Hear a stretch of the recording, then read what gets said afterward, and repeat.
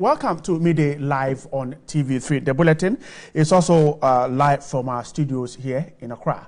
My name is Bright Nana Amfo. Let's check out top stories for this afternoon. Cabinet directs implementation of the cylinder recirculation model of LPG distribution following series of fuel explosions.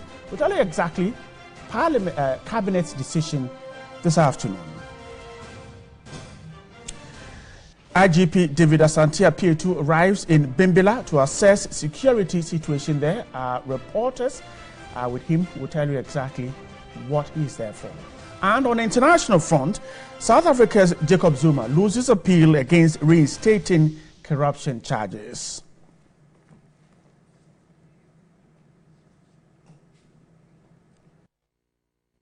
Well, the details of these stories plus business, sports, and some entertainment news in the next 1 hour. Thanks so much for your time with us. Now to our first story. The Food and Drugs Authority has on Thursday intercepted 500 cartons of unwholesome mackerel in Kumasi. The So Nice mackerel had left Accra before the time the Mile 7 District Police intercepted the Asahi mackerel at Ofanko last week, Tuesday. The FDA is said to have extended its search to the Bunahafo and the northern regions. And we're told that some of the unwholesome mackerel have been destroyed already. The Food and Drugs Authority is assuring consumers that it is making sure that none of unwholesome canned fish get onto the market. My guest in the studio is the head of the Food Safety Management Unit of the Food and Drugs Authority. Madam Maria Lovelace Johnson is with me. Good afternoon. Thanks for joining me. Good afternoon. Okay, so let's start from here. You were very active in getting to this. Now, after distraction and after attempt at tracking what perhaps has escaped watchful eyes, is that the end of the story? No, we're still doing our surveillance. In fact, our post-market surveillance activity is constant. We always do that. So we'll still be doing our surveillance with regards to all products, not just So Nice. Right. And then when we find more of the So Nice, we're going to confiscate them. Particularly when we're hitting the festive season, Christmas. How are you intensifying this surveillance, post-market surveillance? Well, we're going to intensify it by asking more people to go out there. For now, we even have national service persons, and we have already deployed a lot of them out there to just do more of the surveillance. So it's not just our regular staff, but all the national service persons we have embarked on post-market surveillance, and they are doing that. So we can rest assured that this particular So Nice product is not on the market? As much as possible, it's not on the market because we've done a lot of work. It's not on the market. We've really done a lot of recall, but there could be some. But we are doing all that we can to recall every bit of it from the markets. If it gets to where these persons involved will relabel the product and put it on the market, is the FDA able to detect this? Well, the persons involved, as far as we are concerned, or as far as we know, have the products confiscated. So the persons involved, that's if you're talking of the importers, then they do not even have access to the products themselves now. We have the products locked under key. It is not possible for them to get to contact the product at all? No, we have our padlocks there. The products are under lock and key, so they cannot get there. So the persons involved, that's the importers themselves, don't have access to the products. But if you're rather talking about maybe it's gone, the distribution channel, well, it's gone to some few people and all that, that's where maybe the problem will be. But that is why we have our post-market surveillance team on the ground, and it has been intensified. And you said about 2,000 national service persons are involved in this? No, it's not up to 2,000. We have quite about 100 of them. Yes, national Great. service persons. Now, can a quantity was destroyed. we're told that some might have found its way into Takrade, Tamale, and other places. Those that we are unable to trace, is it difficult to track it? Yes and no. In the various warehouses that they have found themselves in? Yes and no, because we are tracking the products, as in it's been distributed. We know who sold to who and all that. You know, with these importers, they know who they distribute to, and their distributors to know who they do the distribution to. So maybe it gets to the retail point where a few people have just about 1 or 2 cans. That's where the problem is, and that is why we have put the notice out there that no one should consume so nice, because we cannot vouch for the safety of the product. However, those that have them in bulk, we are really in control.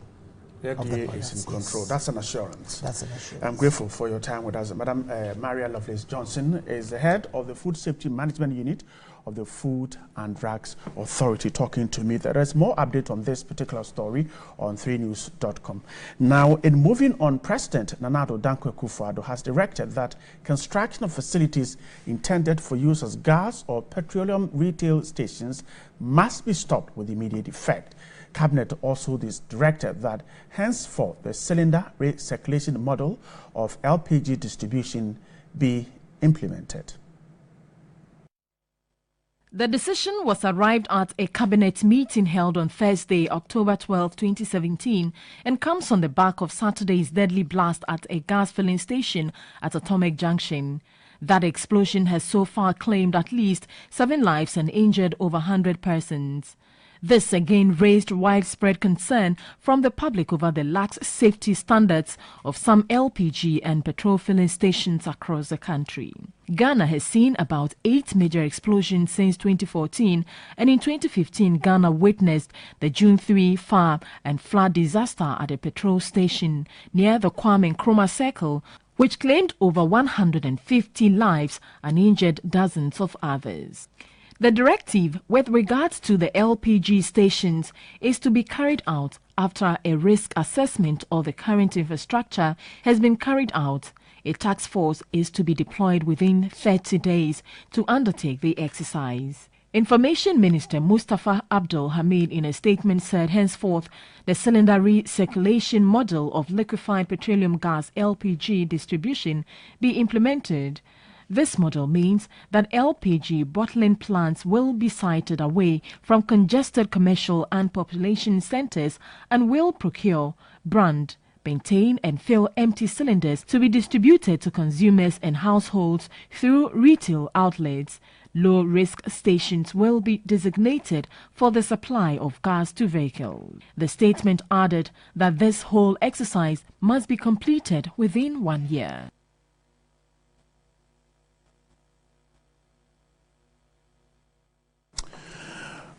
Welcome back to Midday Live. Now, let's stay on this issue. Cabinet is giving some directives in dealing with the gas and fuel stations explosions. My guest in the studio is an energy analyst. Kojopoku is with me. Good afternoon. I'm grateful for your time. The directives that we're reading from the cabinet meeting suggest, for instance, that let's stop construction of gas and petrol filling stations. The cylinder recirculation policy should start. A lot of loosed necks and hose should be tightened. Now, is this perhaps the way to go? Well, it is, because already people who are collecting money every month are not doing their work. And when incidents like this happen, it takes the president and the cabinet to come in and say, look, this and this and this and this. My problem is not what happens between now and a year's time. My problem is what happens after 1 year. Okay? Some of these guidelines that has been given tells you clearly that people are not doing their work. In part of the guidelines, like part 3 of the guideline tells that there has to be training. Before, what fire service was doing was that they were only giving certification to the station. And now, not the individuals. The staff in there. Yeah, so now there's going to be training of the individuals. So every staff is going to get trained. So they will have a certification of the employee, not the establishment. That is very important because education is becoming the cause of most of these problems. In this particular instance, the gas leakage occurred. There was a fracture of the hose. Everybody was aware there was gas gassing out. What next? That's the question. What next? What are the people trained to do? If preventive measures are in place, there is evacuation procedure. What is the radius that we have to evacuate? The minute we smell gas, what radius does it have to be evacuated? If we smell gasoline or diesel, what radius have to be evacuated? Are the people around these establishments, are they aware of the evacuation procedure? So those are some of the things that the agencies involved should put in play. I mean, it's all good for the politicians to come and tell us what should happen. But to me, there should be a 10th part, which is missing. What happens to the officers who don't do their work? So then initially, even before you started your submission, you said that the directives show that some institutions or some officers are not working now. We're then asking these institutions then to go and work. And the directive is to go and work. Yes. And will they go and work? Well, is the work they were supposed to have done.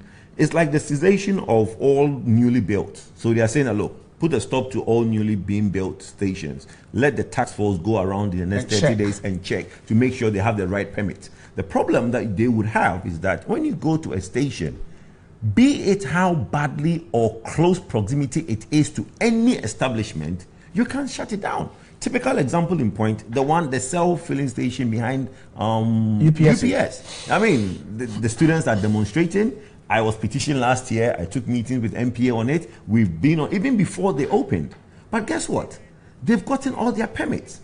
And that station, because of its proximity, is one of the most safest stations we have at the moment, because the engineers made sure that they put in certain safety measures. Their tank, which holds the fuel, is deeper than most tanks. They have river dredge sand around the tank to make sure that the explosion or anything does not happen. So the only thing is that the permits, if the assembly gives the permit, fire service gives the go-ahead, EPA gives the permit, NPA gives the permit, it's difficult to shut them down. I see. Could you hold it a minute for me? Let me get to the phone lines. Bernardo Redo is a public relations officer of the LPG Marketing Association of Ghana. He's just joined this conversation. Bernard, good afternoon. Good afternoon, sir. Let's start from here. The directive from Cabinet is asking that construction of these facilities, gas fuel stations, be halted for now.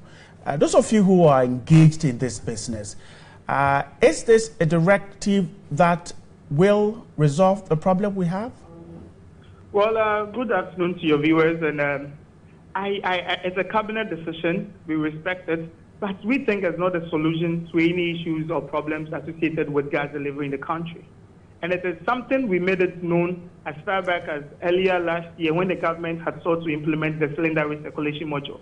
It is just unfortunate that the incident at the Atomic Junction has now become a launch pad to relaunch this cylinder recirculation module. Because the reasons we gave government as to why we think it is not the way forward still exists. So it is just quite unfortunate that the incident happened in Atomic, and now it has become almost like a launch pad. Now, you do not agree to the recirculation policy, is that it? Yes, because if you look at the policy framework of the LPG policy, all it sought to do was to expand LPG usage as well as improve on safety. We took the position that, yes, safety issues has to do with operators, but standards come from the regulators. So if probably there are some issues that need to be addressed, we were expecting that we'll get a better standard from our regulators, from our supervisors, because we had made it clear to them that on our own we've identified that the discharge process is one of the major causes of the explosion. So we had directed all our members to fit what we call the suction pump, which is electric discharge pump, so that when the BRV, the bulkwood vehicle, come to your station for discharge, you use these electric pumps instead of allowing the engine of the BRV to discharge. But it was just unfortunate that at the time at Atomic Junction, they didn't use that. So we were saying that if the government is going to bring this cylinder recirculation model, which will still use this BRV, the bulk road vehicles, then rather the issue of its discharge at the filling station should be looked at and improved on. Because it is not as if the recirculation model is going to do away with tankers carrying gas from the terminals at Takrady and Tema to other places. What is going to happen rather is that for a centralized system, it could take about 10 BRV, bulk road vehicles, to discharge. So if we don't deal with issues of discharge, but have rather transferred it onto a larger scale, I thought we were of the view that that was not the way to go. Because if you think our current operation model is not good, at least a better module should have been suggested. But the cylinder recirculation model is not better in terms of operations compared to the current module. Bernard, I'm grateful. Bernard Oredu is a public relations director, officer of the LPG Marketing Association of Ghana, talking to me there. Let me come back to you, Kojo. So let's quickly talk about Directive 6 that talks about the auditors to go and check these facilities. This is something that the institutions involved should have been doing already. Yes, but let me quickly comment on what what he said. Yes, you see, the pushback from them, the government is trying to stop one and do the other. My view is that there's no need. If government want to introduce a policy of this recirculation of cylinder policy, they should go ahead. Look, because they think was going to affect their businesses. The two businesses, look, is about reinvention and renovation. If the government feels that Ghana is going to the point where I should be able to take my cylinder to a forecourt and buy a full cylinder, what's wrong with that?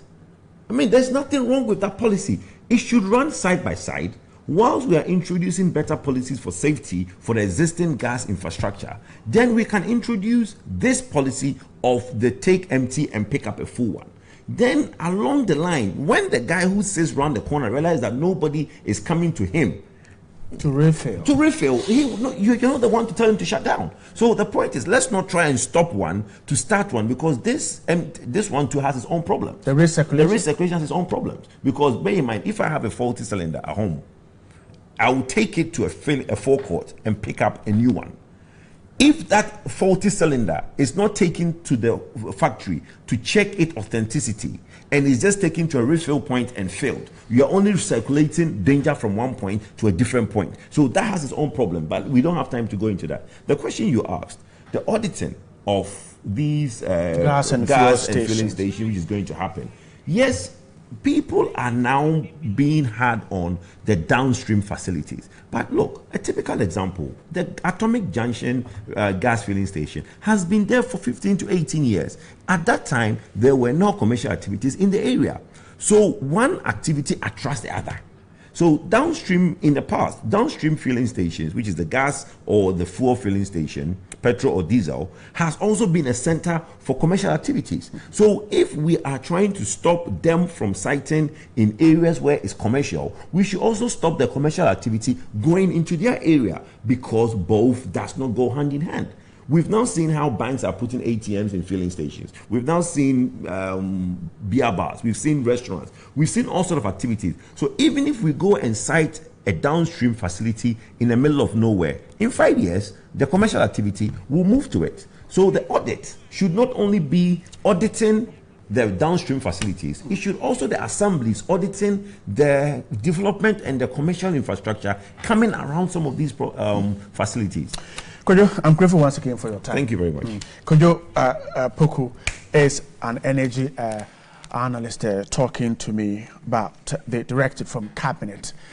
This is Mayday Live. And moving on, the IGP David Asante appeared together with all heads of the various security services in the northern region in Bembila on a fact-finding mission regarding the recent burial of the late Na Salifu Dawuni and subsequent fallout.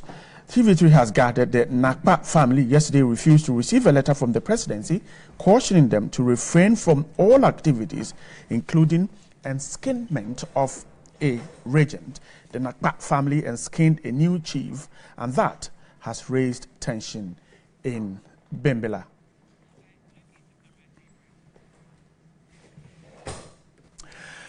Right, let's speak to Ismail Zubeida. She's been with the IGP and his team. Good afternoon, and grateful for your time with us. What has the IGP and his team been doing, particularly about the issue of the burial and then the enskinment of a new chief? Right, the IGP, together with the team, had a simple message for both the Nakpa and then the Asana family. And the message was that whoever tries to take the laws into their hands, whoever tries to do anything that will destabilize the peace in Nanum will have the security forces to contend with. And that was just the message they gave to them. Now, they just left the palace of the Dasana family and they have come to the palace of Nas Salifu. But at the Dasana palace, that is the Mantambo palace, the regent asked what crime the Dasana family has committed or has done to the ruling government, because to them, they have been the people that are abiding by all the rules, even though three committees, that is the National House of Chiefs, the Regional House of Chiefs, and the Tamale Circuit Court have upheld that they are the rightful occupants of the skin. But they have rather been at the quiet, and everything that has gone on has rather come out or have come from the side of the Nakba. They had one question to the president, and that was, has the Nanum people snatched president's wife or what? And this one, if you want to literally translate, it means that the president has come to the region twice after election.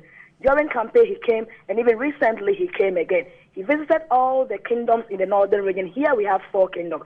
But to them, anytime he came around, he visited 3 kingdoms and left that of Nanum. And they want to find out whether they have, that's a proverb, whether they have snatched his wife from him. If they have, they really want explanation from the president.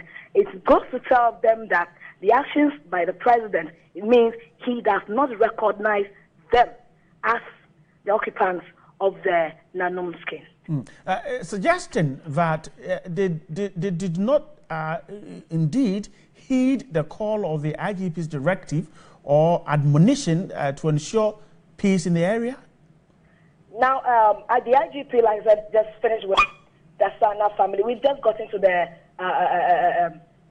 Salifu Dawuni family, and we are yet to find out whether it is true that the letter that we all read, that they have skinned a regent. If it is true, we are yet to hear what message the IGP has for that family. But with the Sana family, they say that they want to believe that the rumors and the letters that they have also seen, it's not true. But if it is true that they have skinned a regent, or they intend to skin a regent without waiting for the final verdict from the Supreme Court, then they are out and they are prepared to face them squarely to ensure that nothing of that sort happens. So they think, that is from the Sana, the regent, since they have realized that the government seems to be in bed with the Salifu family and not be neutral. And so for this one, if they see anything that goes to say that they are going to skin a regent, because they want to believe the letter is not true, but if it is true, then they will have them to contend with.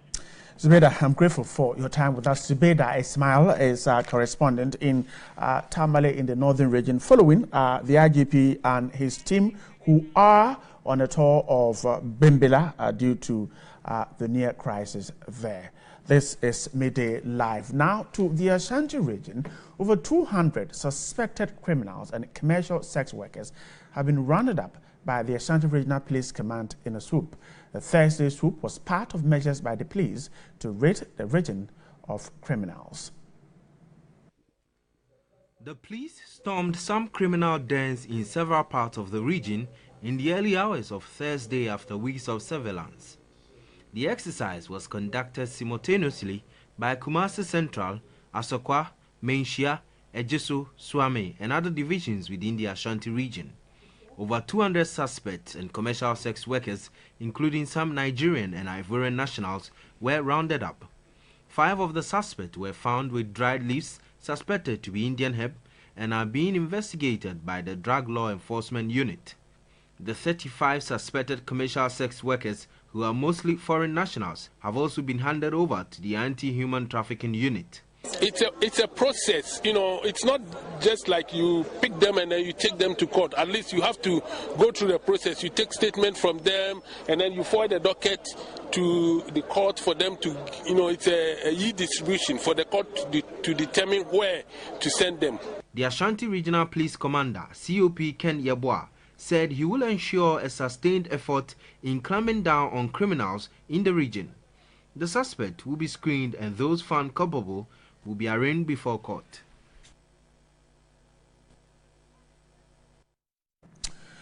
In other news, the Minister of Information, Mustafa Hamid, says the continent's education curriculum should be African-centered. He noted this is key for the acceleration of development of a continent.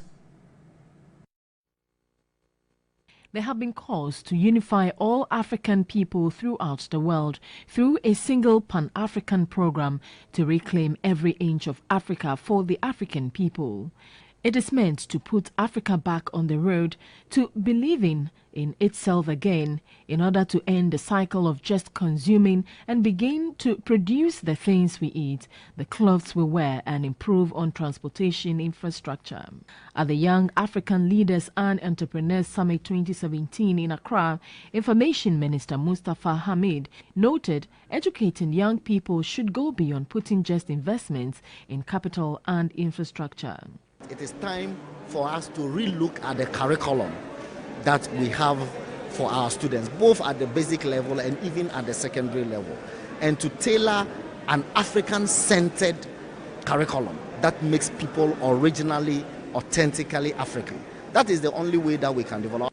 Director of Street Library Project, Hayford Seal, noted it was important for non-governmental organizations to improve on their internally generated funds in order not to be unduly influenced by donors. To look at the projects that you offer and see who and who are willing to be able to pay for some of the services, because then you are able, if you're able to maximize your internally generated funds, it makes you strong as an organization. The president of the Applied Excellence Society Africa University of Ghana chapter, Janet Emefa Agbedo, suggested the youth have to be innovative in creating jobs for themselves. We don't want to leave school and come and think about jobs. It's about time we start thinking about how we can actually create the jobs and not the government. We should find innovative ways of trying to make things happen on our own. Principal consultant at the Institute of Applied Human Excellence, Dr. Bruce Jackson, noted 21st century leadership takes into consideration growing as a professional in leadership skills necessary to lead in a chosen field. More people need to understand the complexity of leadership, that it's not just charisma or just vision or it's just attitude. They need to understand that it's many different principles, tools, and practices. This is Midday Live. Our top story for this afternoon. The Inspector General of Police is in Bimbilla in the northern region following the burial of the late Nakpa Na Salifu Dawuni. We'll keep you more updated on that. We're taking a break. When we'll come back. That is business.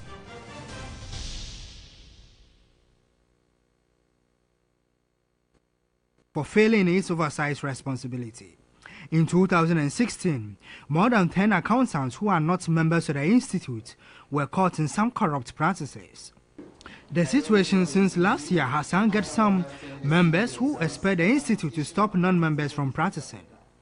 Although they declined speaking on camera, they insisted that management of the ICAG has been too laid back affecting the profession, rejected those assertions. People have been clamoring that we should ban some people from being members of our institute. But these things, you cannot just get up and say, okay, you look at your face now, you can't be members of our institute. It has to go through. And when we try to explain, you don't want to understand. We have a legal framework with which we work. At the induction of newly qualified chartered accountants, businessman and 2016 presidential candidate of the Progressive People's Party PPP, Dr. Papakwesi Indom, charged practitioners to file tax returns of companies they work for. The accountants of our companies know that even with payroll, they must pay the PAYE, they must pay everybody, they must pay SNIT before we pay the employees. So paying tax is important. The city's performance keeps depreciating overseas despite being stable on the interbank market. A business desk has been seeking clarity on this development.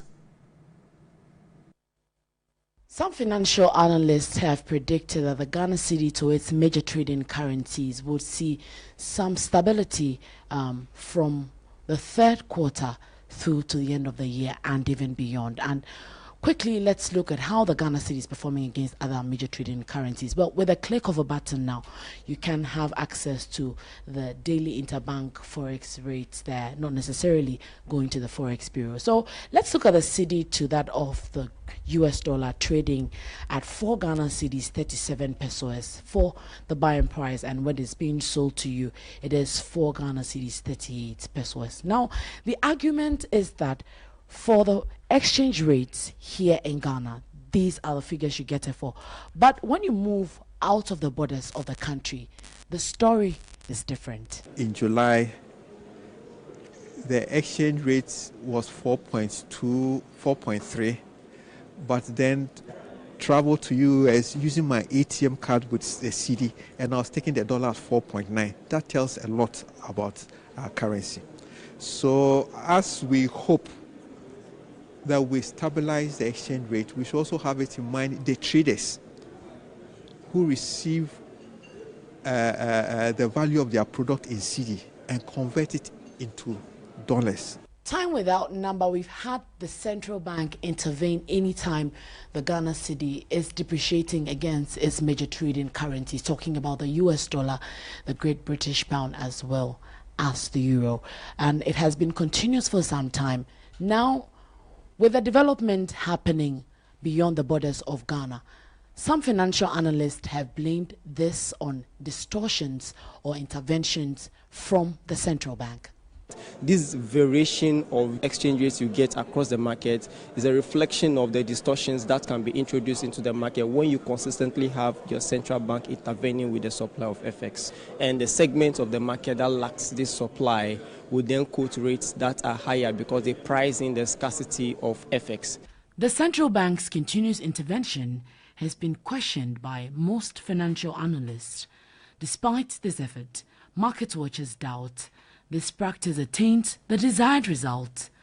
According to analysts, injecting dollars into the economy to stabilize the cedi whenever the value falls should be revised. If you have the economic indicators improving, then of course the relative stability you see in your currency will be as a result of market confidence. They contend the intervention has dire consequences on the local currency's image beyond Ghana's borders. Ghana's unemployment rate stands at 44%. To curtail this, many people have taken entrepreneurial courses to change their figures. Graduate unemployment is a global phenomenon bedeviling several nations. According to the International Labour Organization, unemployment situation since 2007 increased by over 4 million, totaling about 75 million, putting global rate at 12.6%. In Ghana, World Bank estimate that 48% of Ghanaian youth are jobless. This situation has brought to bear the need to encourage students to take on entrepreneurial courses. Addressing graduate entrepreneurs from the African Entrepreneurship Academy, Chief Executive Officer Wilson Senya was worried about the alarming rate of graduate unemployment in the country. He urged graduates to pursue rigorous measures to solve Africa's challenges. Entrepreneurship has never been an easy road. It's a personal decision you make, and it's a decision that comes with a lot of sacrifices. So if you made a decision to be part of an entrepreneurship training, you need to be ready for the sacrifices that will come along with it. Other speakers admonished graduates not to allow money to be a hindrance to their dreams of becoming entrepreneurs. The graduates were presented with a certificate. And just before we wrap up business, Samsung Electronics Chief Executive Kwang Wong-hwang has resigned, citing an unprecedented crisis. It is the latest management upheaval at the firm as the heir of the entire Samsung Group was imprisoned for corruption in August. Samsung Electronics Chief Executive Wang Wong-hwang is one of the 3 co-chief executives of Samsung Electronics. His resignation comes on the same day the firm forecast record quarterly profits, citing higher memory chip prices. Mr. Kwang said he had been thinking about his departure for quite some time and could no longer put it off. He will remain on the board of Samsung Electronics until March 2018. Samsung Electronics is regarded as a jewel in the crown of the Samsung Group conglomerate. In August, the group's heir apparent Lee Jae-young was convicted of bribery and corruption and sentenced to 5 years in jail.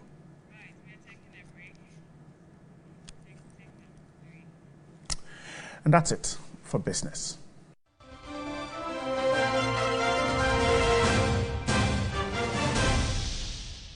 A game amongst other issues. The songstress, who is celebrating her 10th year in the industry, had a chat with Johnny Hughes on New Day. You're saying that you're not bleaching? No. You would never bleach? No. So what account for the light skin? When you're growing up, you tend to just know how to take care of yourself really just more. Okay. And I don't think that, I don't think I put any chemical on my skin Right. at all. But when are you getting married? I think a lot of that, and I like that you said rumors. You know, for me, my position as a, God has put me in the celebrity position, just allows me to be criticized. Okay.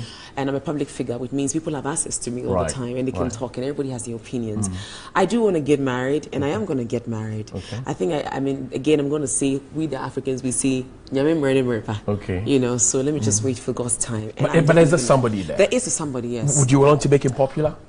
Yes. How is Xylophone Media treating you? So far, so good. So far, so good. You're You're enjoying your stay? I am enjoying my stay, definitely. What makes you enjoy your stay at Xylophone Media? I think for me is the vision they share with me. I mean, for a long time, I've had management in the past who have shared the vision with me. People who understand where I want to get to. People who understand the back is not somebody who is ready to give up at all. I'm very determined and I'm focused. And so I needed people who also shared the same vision as I did. And fortunately for me, I got people who are not lacking resources and at the same time have intellectuals and people who believe in the act and are supporting the act. And that was very important to me because you can have people who honestly just want to believe in the act but are not willing to put resources in there to push the the brand and the act. 10 years in 10 music. years. How have you done it? Determination. Okay. You know, you can have talent, but if you're not out there working and pushing hard, it's not going to get you anywhere. Because I can bet you something. There's a million people out there who are more talented than probably I am when it comes to singing. Right. And so I think that is the ability to be focused, to target my audience, to strategize properly, to ensure that I produce music that people love, people enjoy. And obviously always engaging my audience. You know, I think that's one of the reasons why. And being grounded is also very important. Baby, you are wonderful.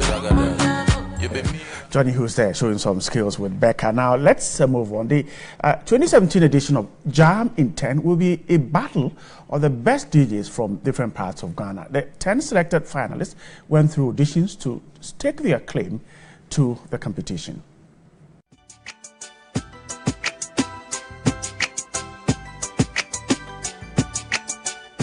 10 up-and-coming disc jockeys have been selected to participate in the second edition of